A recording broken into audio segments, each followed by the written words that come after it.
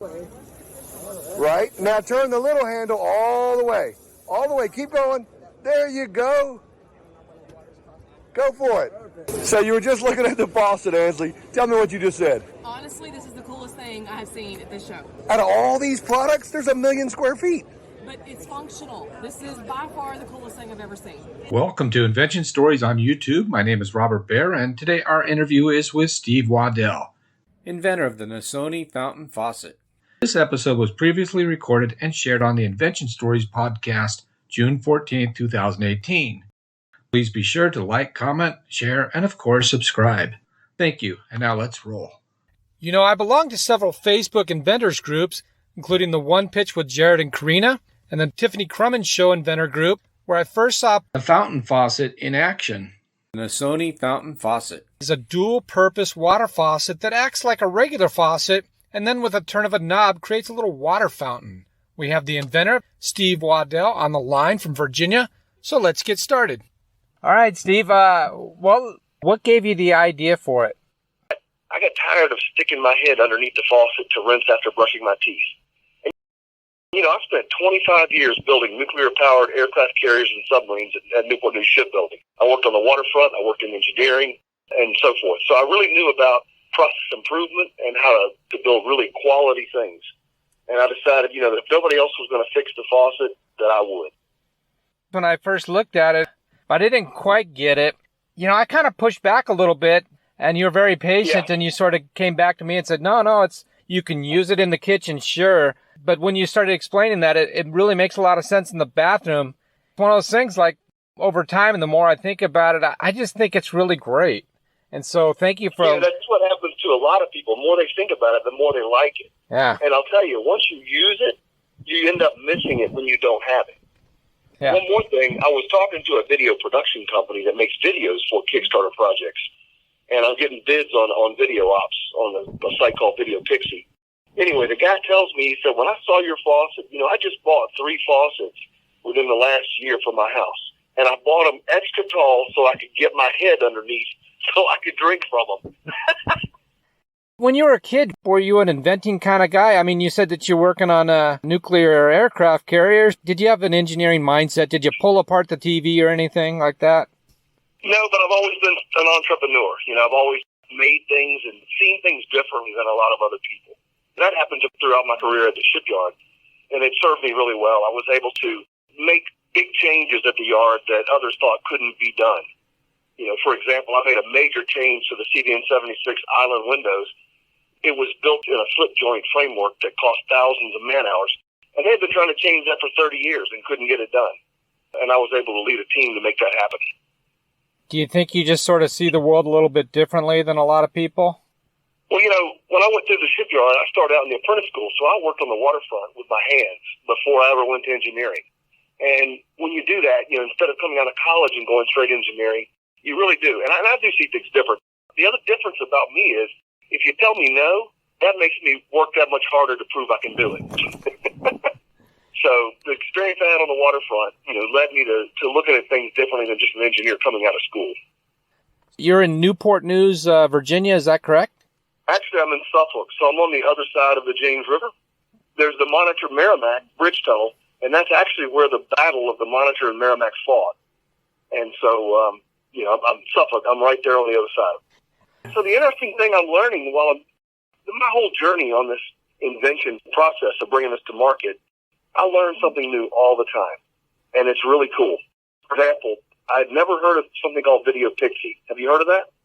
I think I saw that you were describing it in your Facebook post. But yeah, it's where you can actually get video companies to bid on your project. So in doing so, that was for the first thing that I learned that was new. But in talking to them, you know, I'll ask them, I'll say, for example, where do you get your people that'll act in the video so that I know we're getting the right quality people? And one of them tells me, he says, well, we're near L.A., and so we use lacasting.com. And what he said was, I'll get 1,000 people respond to that posting. I'll down select to the top 40 or 50, and then I'll send those over to you, and you and I'll collaborate and figure out which ones are the best. So that's just one tool. The other one that I learned about was called Peer Space. And I asked people, I said, how are you going to find the location to do the right shooting? I want a nice contemporary bathroom to shoot the faucet in. And they said, oh, use a tool called peerspace.com. And when you go to that, you can actually see all the different houses and buildings and so forth that are available to rent by the hour. It's really cool. Yeah, it's an amazing world and time we live in. There's companies trying to make our lives easier popping up right and left. You can't even keep up with them. Isn't that the truth? So what gave you the actual idea? Was there just an aha moment, or is it something you kind of thought about for a long time? Well, yeah, there was an aha moment. And I thought about it for a while. And what happens is, you watch Shark Tank, right? Oh, of course. And you get inspired. You think, okay, if those people can bring something to market, why can't I? And it really came down to saying, you know what? I'm in my early 50s now, and I don't want to reach my 70s and look back and say, man, why didn't I try that? Why didn't I try to bring something to market? So I said, you know what? I'm going to jump both feet in. I'm going to go make it happen. And that's kind of where I'm at. How many of you guys are tired of doing this after you brush your teeth? These guys have a solution for it. So this is like the first invention you've ever tried to bring to market? Yeah, I've had other ideas that I've done, and I've never really taken it all the way to market. In the 80s, when video games, Nintendo and stuff were really big, I had an idea for something back then. I paid one of those invention companies $600, got a report out, but I didn't go any further with it. The stuff wasn't really available back then. It's a different world. I have used freelancers from all over the world to help me with my project. For example, I had a fluid dynamics expert in Serbia. I've been working with a video expert in Pakistan. I've worked with people in India. I have an attorney in India that I've worked with. Just people all over the world. And it's made the world a really smaller place. And it's so neat when you make friends in even places like Pakistan where, it seems like the U.S. and Pakistan have a bad relationship. It's so much smaller and better of a world when you can do that. I couldn't agree with you more. I feel like invention is almost the universal thing that binds us as people. Every place in the world has problems that need to be solved by inventors, and we're all just people trying to find solutions for problems. Exactly, and one of the cool things that I really treasure is the relationships I've built with them along the way. We built friendships, real friendships. I totally think that's awesome. Do you have one patent, multiple patents, patent pending? Where are you at right now? That's a great question. Let me explain that. When I first started my idea, I came up with the idea of taking a pipe, right, of a downspout and drilling a hole in the top, and you would actually have an opening there for the water to come out. And then at the bottom, at the mouth of the downspout, would be a shutoff valve, which would be just a simple ball valve that's a lever. Well, the problem became when my fluid dynamics expert would test it out, water would come out of the hole in the top, even when the ball valve was open. So what would happen is we had to figure out a way to shut the water off going out the top. And we invented a new spring ball combination such that when you closed off the lever, it would create a back pressure and open the valve at the top to create the fountain effect. That was my first patent. So I came out with a patent for that approach. I needed an attorney that could help me. I couldn't find one locally that was affordable. I actually went on Elance, and I found an attorney in India that worked with the U.S. Patent Office, and I hired them. We submitted both design and utility patents, and I have both of them approved now. And then in the last year and a half, when I actually got to finding the right factory to work with, my goal was to get away from unique, what we call non-standard parts, and go to what we call COTS, commercial off-the-shelf, things that are proven and have been tested. So my design evolution was to go away from my original design and come up with a design that would only use parts that are already on the market. So in working with the new factory, we came up with a whole new approach. I'm not going to explain it because it's patent pending, but I will tell you that it's an entirely new approach that is awesome, and it uses entirely off-the-shelf parts, because what happens is, for us to be able to legally sell the faucet, we're going to have to do the testing, what they call CUPC testing. So North America, that's the requirement. It's a standard, Universal Plumbing Code. And to minimize the risk of it not passing that test, by using parts that are already proven, I have de-risked it as much as I could. So I think it's not going to be a problem at all to pass the certification test. So I have the 2 patents proved, the utility and design for the original design, and I have 2 more patents pending for the new design. And then just in December, I also submitted a design patent in China. Now, a lot of people would say, that's a dumb idea because you're never going to have the money to defend it. Well, that's not my goal. My goal is to get it approved so that if somebody puts my product up on Alibaba, I can then send an email to Alibaba and say, hey, we have a design patent approved in China. Please take it down, and they'll do it. Yeah, I think having people copying your idea is something I'd be concerned about. I had two questions.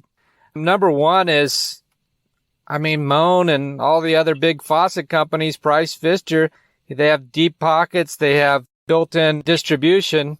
Have they come to you and asked you, or why not just work a deal with them?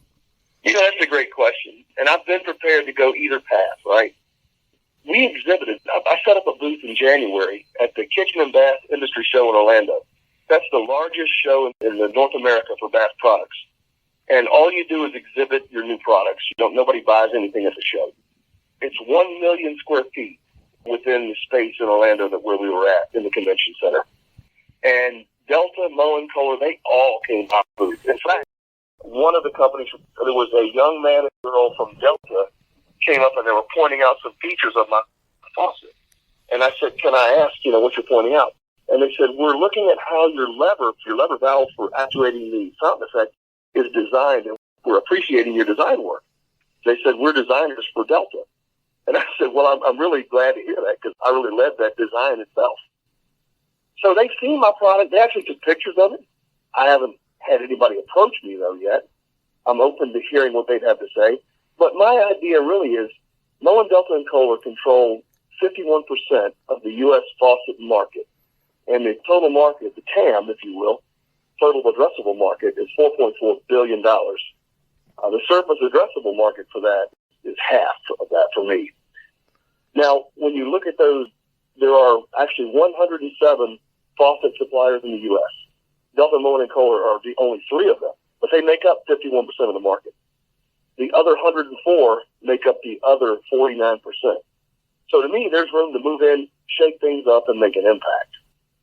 And so my goal is to get it to market through Kickstarter, and then once we've proven there's a market by having some sales, I'll then go to an investor that, I want to find an investor that has connections within the market space and, add fuel to the fire and really take over some market share. And then by that point, within 5 years, I guarantee you somebody will want to merge with us or buy us out. And I think from a revenue perspective, that's a lot more lucrative than just a royalty.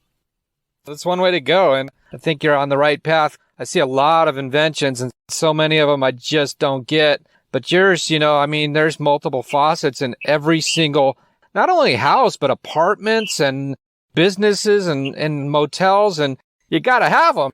I had one other question that's just been dying to ask you, because I know that water pressure is different in a lot of different faucets. When yours opens up, how do you keep it from shooting outside the sink? Oh, that's a great question. Almost 3 years ago, when I was initially working my design, I was in a competition. And this has all been bootstrapped out of pocket for me. So one of the ways I've helped get to where I'm at is by winning competitions. I've won over $80,000 in competitions. But the one 3 years ago, one of the judges asked me that very question. And the answer to that is we have a pressure regulator from a company called Neopearl. They're a proven company in the industry. And what that does, that pressure regulator, is it restricts the pressure anywhere from 20 to 80 psi to provide the exact same water pressure out. So no matter what your pressure is between the standard pressure range in the U.S., it'll produce the exact same fountain every time. So actually, that's really cool. And, you get into, I think we haven't talked about this yet, but there are a lot of different uses for this. I said I invented it because I got tired of sticking my head under the faucet. But in another competition I was in, one lady said, I'd love to use it to rinse makeup off before bedtime, makeup remover. And I said, that's one I never would have thought of. Other people have told me they want to use it for shaving cream from a guy. Another person told me home eye wash station.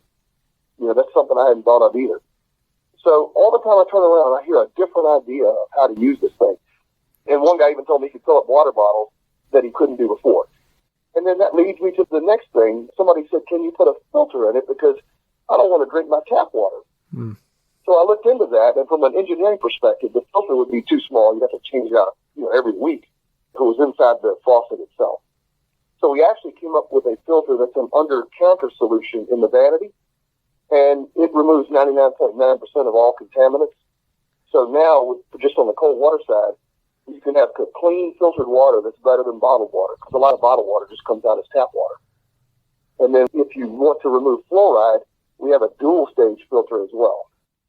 I'm glad you found a solution that regulates the water pressure, because I was thinking the only way to make it work would be cut off some of the water, close the water valve a bit, but in a lot of valves, they would leak, and so you'd have to replace the water valve, and suddenly your simple faucet replacement job becomes a little bit more time-consuming and expensive.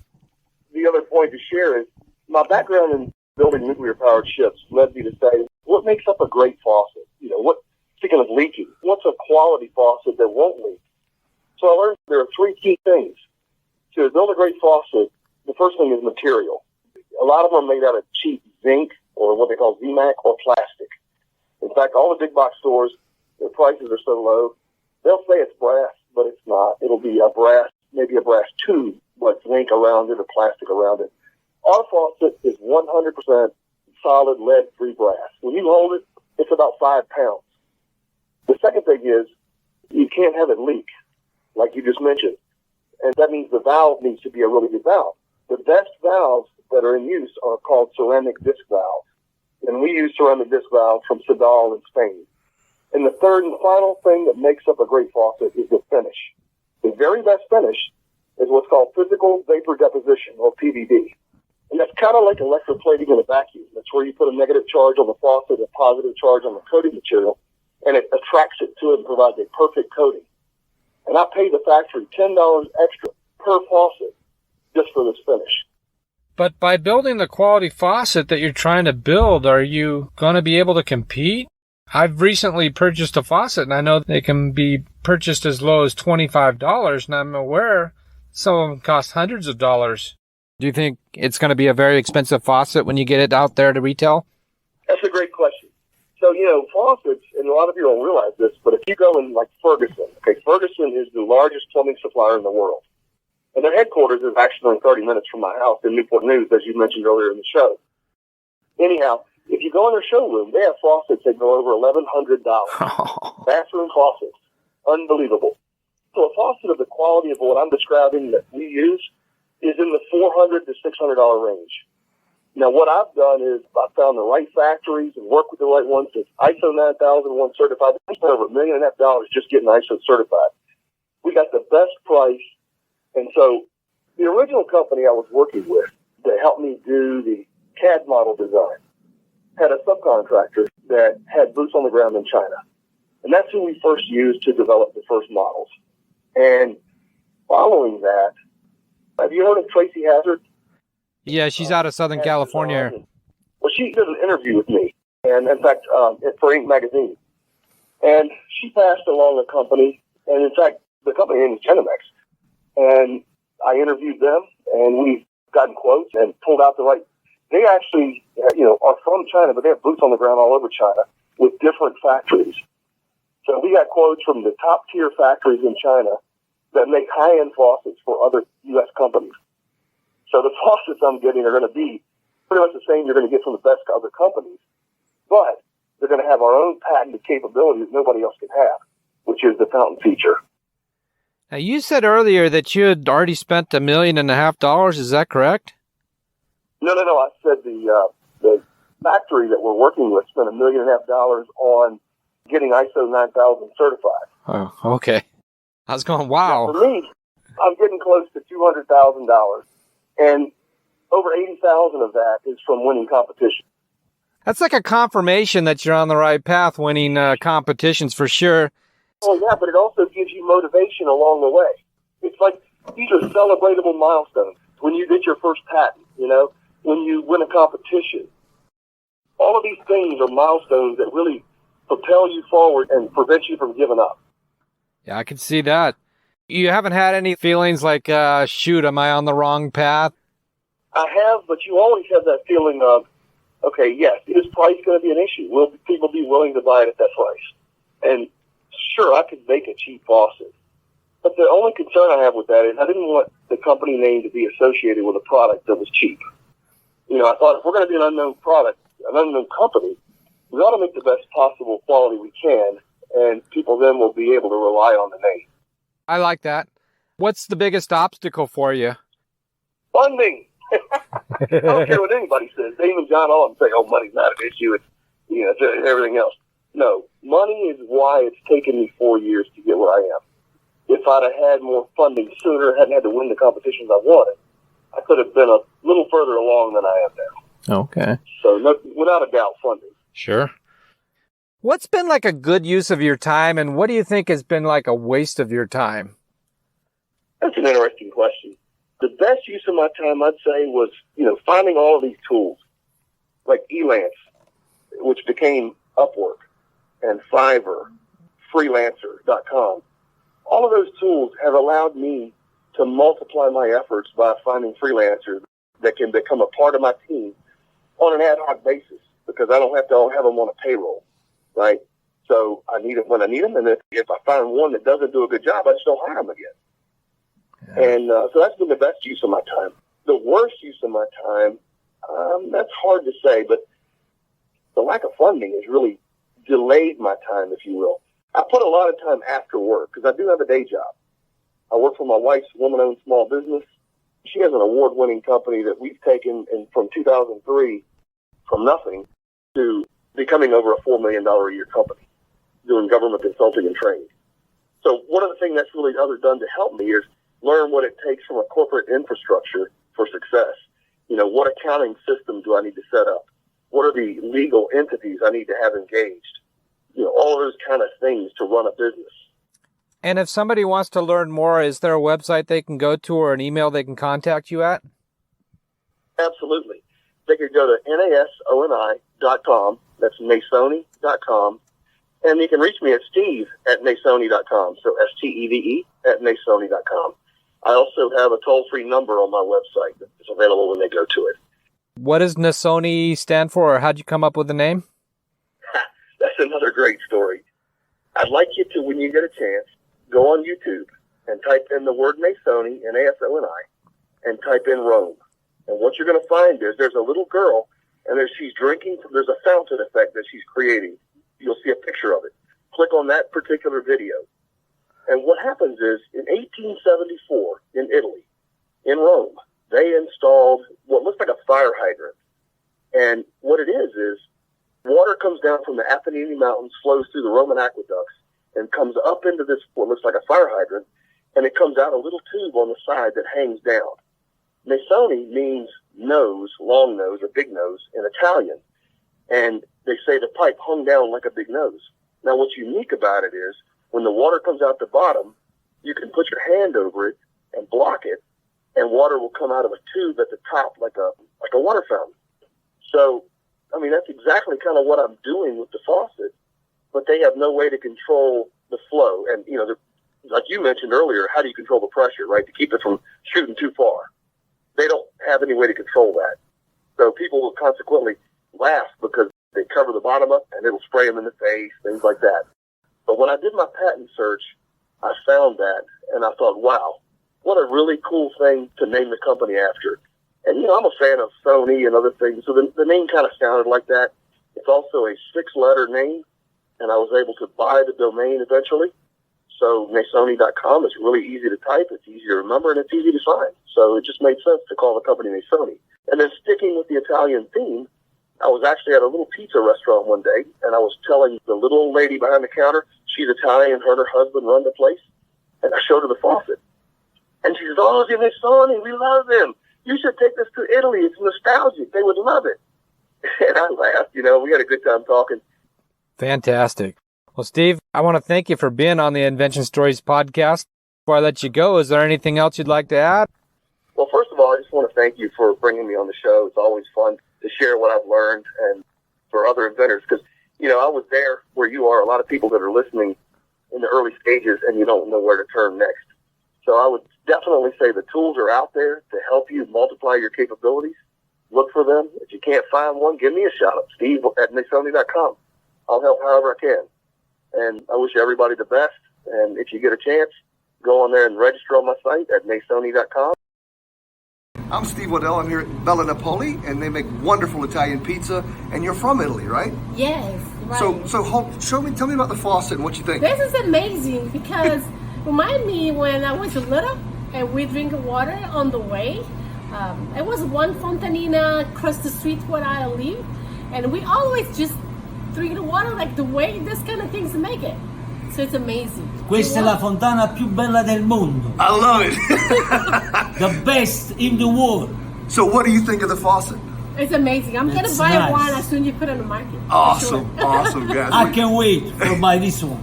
Great. Well, you guys have great pizza. I love coming here. Thank you so Thank you much. so much.